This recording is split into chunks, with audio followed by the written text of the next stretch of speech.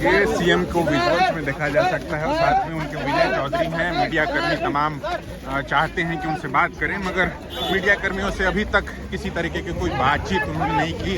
गाड़ी का शीशा नहीं खुला और यहाँ से वो एक अणे मार्ग जो कि सामने उनका आवास है वहाँ जा रहे हैं। पहले भी इस तरीके की चीज़ें देखी गई हैं, इस तरीके की गतिविधियाँ देखी गई हैं और उसके बाद जिस तरीके से अटकलें लगती हैं और ये सीएम हाउस सीधे राजभवन से निकल करके और किसी भी तरीके से मीडिया से कोई इंटरेक्शन अभी तक उन्होंने नहीं किया है। और यदि वो इंटरेक्शन करते हैं तो वो बात आपको दिखाने की जो है पूरी कोशिश में लगे हुए हैं। ये तमाम मीडिया कर्मी उन्हें घेरते रहे, रोकने की कोशिश करते रहे, मगर सीएम जो है वो रुके नहीं, ना उनका ये काफिला रुका।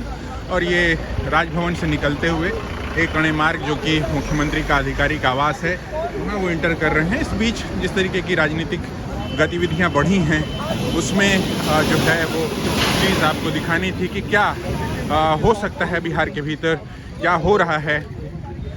तो इस वक्त हम जहाँ खड़े हैं वो पटना का राजभवन और एक अणे मार्ग जो कि मुख्यमंत्री आवास है उसके बाहर का इलाका है।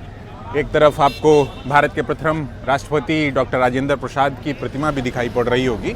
और चूँकि जिस तरीके की कयास लगाए जा रहे थे, जिस तरीके की अटकलें जारी हैं इस बीच बिहार की सियासी गलियारे में, उन तमाम कयासों और अटकलों के बीच सीएम नीतीश कुमार और साथ में कैबिनेट के नेता विजय चौधरी जो हैं वो राजभवन तक गए थे। और राजभवन से निकलने के बाद मीडिया उन्हें घेरती रही, मीडिया उनसे चाहती रही कि वो किसी तरीके से कुछ बोलें कि क्यों क्या बात थी, किन वजहों से वो लोग जो है राजभवन गए थे। और करीब 1 घंटे की मुलाकात, 11:30 बजे वो राजभवन में लगभग दाखिल हुए थे और लगभग 12:30 बजे वहाँ से निकले। तमाम मीडिया कर्मी इस बीच 1 घंटे तक जो है वो इंतज़ार करते रहे कि क्या कुछ होगा और यदि वो निकलते हैं बाहर तो वो क्या कुछ बोलते हैं।